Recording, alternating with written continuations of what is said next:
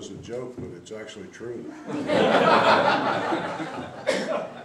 I thank you for coming, and thank you for having me.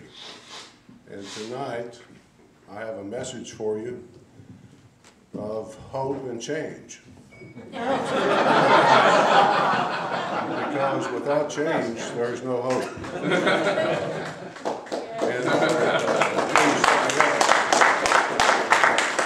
If you wanted to title this speech something, I would suggest this time it's different.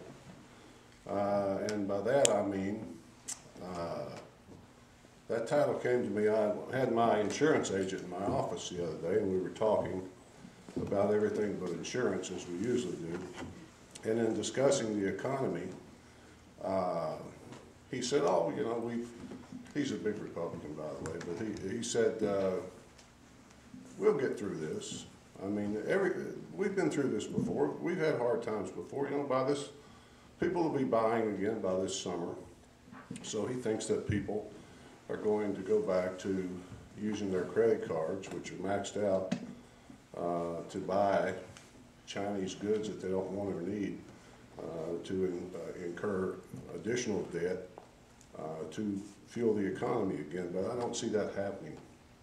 The reason I say that this time it's different, this is a kind of a gloomy message, but there's some good news at the end of it. It's gloomy because the United States government is on the verge of default on its debt. And to illustrate that, I will tell you, we can talk about some of these numbers. I know you've heard them, and I know they would make an economics professor's head spin. When you say 12 or $14 trillion of debt, what's that really mean? I mean, it's like saying, how far is it to the Andromeda galaxy?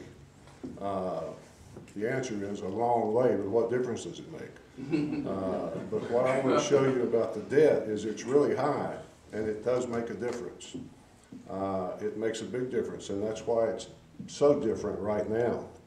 There's a book out now called This Time It's Different. It's by two writers named Carmen Reinhardt and Ken Rogoff, and they did a study of all the sovereign defaults that have occurred in about the last 30 years, since 1980 basically, and they found that there have been 29 of them. And so they established a kind of a timeline for what the state of a country's economy is in when it's on the verge of default. If you pass this, you will default. In a minute, we'll talk about what that means. Essentially, you can think of a nation's debt the same way you do your own as an individual. Debt has been my working life as a lawyer. I'm a bankruptcy lawyer and a personal injury lawyer, but I've primarily been thought of as a bankruptcy lawyer for 32 years now. I've done a lot of them all over the country. And I just talk to people about their debts, and I tell them, you know, the first thing, you've got to stop spending. You've got to stop spending in order to get your finances under control. Well, the government is not that much different from that. But these two people who studied defaults came up with this formula. They said, once a nation's debt, its external debt, meaning debt owed outside the country, reaches 73% of GNP, which used to be called GDP, but now it's GNP, gross national product. That just means everything that a country makes in a year that's for sale, basically. Once a country's external debt reaches 73% of GNP, they're going to default. And he proved this over the last 29 defaults. Also, the other side of the formula was once a country's exports debt reaches 239% of exports, it's going to default. Well, according to the International Monetary Fund, right now, the U.S. external debt is 96% of GNP and 748% of exports. This is very significant. These things are important and relevant because that's how countries repay debt, with exports and with gross national product. Now, these two men are not the only people who came up with a formula to measure default. Alan Greenspan did the same thing. You remember him, the former head of the Fed. He did this in 1999. It's a famous letter that he wrote. Now, the Greenspan theory it's called, but he said that once a country reaches the point where it cannot repay 100% of its short-term debt in the year that it's due, it's going to default eventually. It's inevitable. And what that means is that every year the United States has short-term treasuries that come due.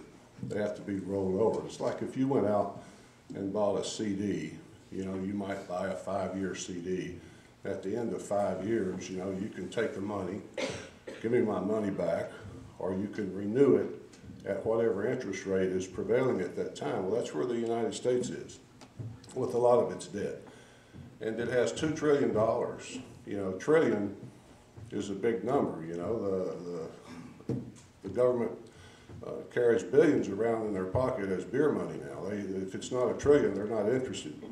But $2 trillion is due this fiscal year, and that ends September 30th. The federal fiscal year ends September 30th. So this money has to be rolled over or renewed in some fashion, in addition to the $1.5 trillion deficit that the country is going to incur this year on purpose. So it's really not $1.5 trillion, it's $3 trillion and a half that has to be renewed by September 30th. And this is more difficult than it sounds.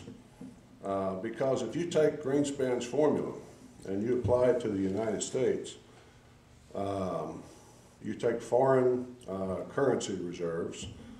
If the United States liquidated everything it has, in other words, it could come up with less than $500 billion to pay $2 trillion worth of debt.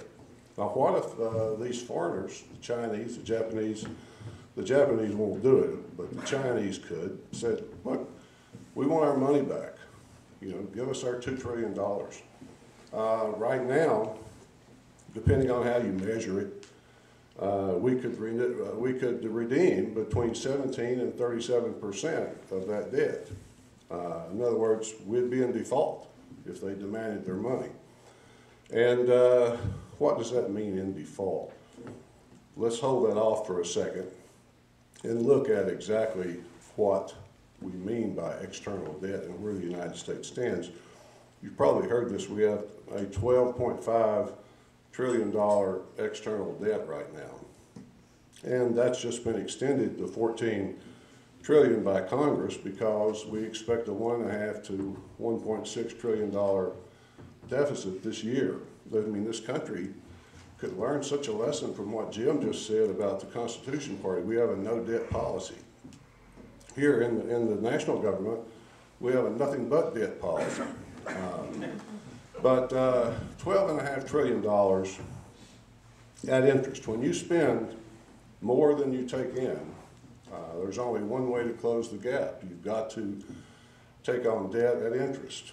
And that's what we do on purpose, as if there's no end to it. You know, we just passed a health care bill that Obama says is going to save money. That's what he tells us.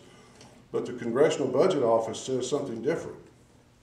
The director of the Congressional Budget Office, whose annual report is due the first Friday in March every year, just issued his report. It was a real white knuckler, you know, to read what this person said. And their report this year, which is always very rosy, to give you an example, every year they have to issue a report based on what the country will do over the next 10 years based on the budget that the president has just proposed, what it will mean for the country in the following decade. Well,